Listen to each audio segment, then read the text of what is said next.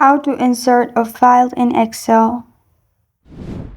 Hi everyone, I'm here to assist you today. Without any delay, let's jump right in. First, open Excel on your device. Then click on Insert at the top.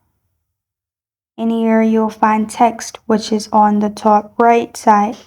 Click on Text, then click on Object. After you click on Object, you'll find this kind of screen pop up.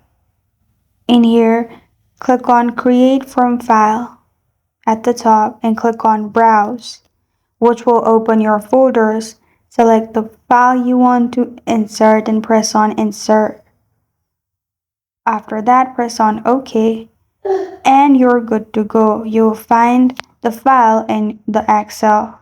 You can drag it wherever you want, or if you click on it, you will be able to view your file. This is how to insert a file in Excel. Thank you for joining me today. If this video helps you out, please leave a like and subscribe for more. Got a question or want to suggest a topic? Comment below. Thank you for watching.